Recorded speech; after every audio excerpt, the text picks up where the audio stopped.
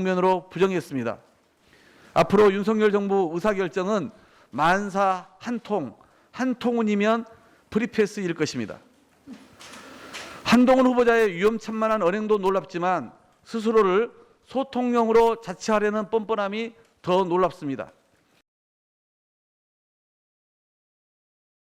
하겠습니다. 먼저 박홍근 원내대표님께서 모두 발언을 하시겠습니다.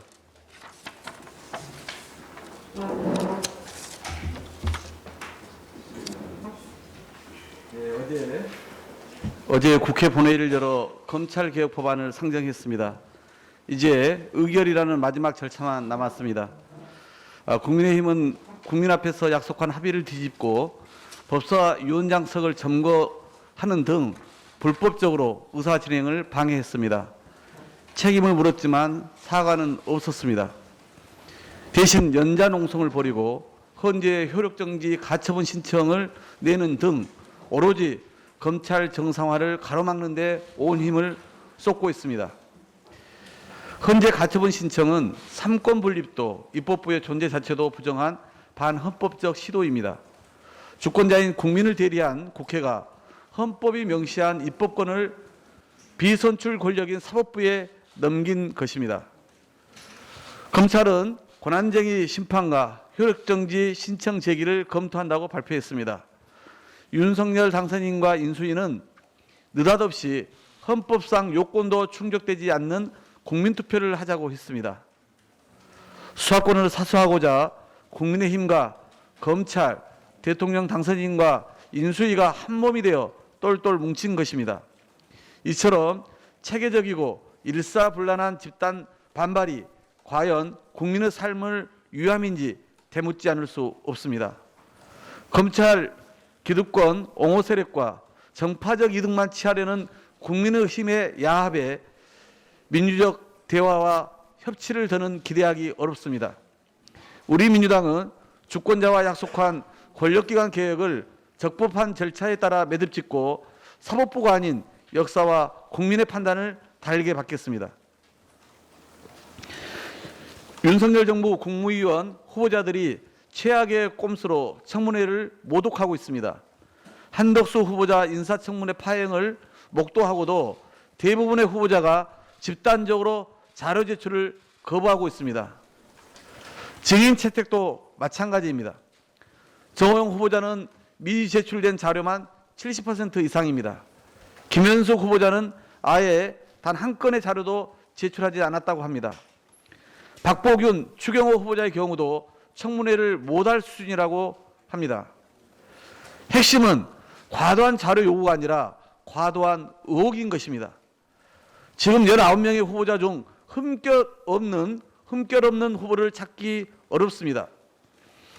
윤 당선인이 말한 능력주의가 뭉개기로 임하다가 끈끈한 인연을 고리로 슬그머니 입각하는 능력을 말한 것인지 묻지 않을 수 없습니다. 분명히 말하지만 국민 검증 없이 국회 인준은 없습니다. 국회 책무를 다하고자 한동훈 후보자 인사청문회 일정엔 합의했습니다.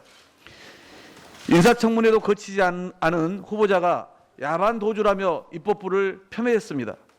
전화 한 통으로 여야 합의를 짓밟고 국회의장과 여야 전체가 합의한 사안을 정면으로 부정했습니다. 앞으로 윤석열 정부 의사결정은 만사 한통, 한통운이면 프리패스일 것입니다. 한동훈 후보자의 위험천만한 언행도 놀랍지만 스스로를 소통령으로 자처하려는 뻔뻔함이 더 놀랍습니다. 국민과 국회를 발 아래 둔 법무부 장관 후보자가 법 적용을 자신에게는 무한히 관대하게 하고 남에겐 가혹한 후보가 과연 법무행정의 책임자로서 역할을 제대로 할 수 있을지 의문입니다. 지금도 늦지 않았습니다. 한동훈 후보자 지명 철회만이 민주국가의 중심을 잡고 국민적 우려를 잠재우는 유일한 길임을 명심하시기 바랍니다. 한 가지만 더 말씀드리겠습니다. 인수위가 윤석열 당선인의 1호 공약이었던 온전한 손실보상을 사실상 포기했습니다. 인수위가 준비하는 손실보상책은 소급 적용을 허용하지 않아 2021년 7월 이전에 발생한 피해를 사실상 재해했다고 보도되었습니다.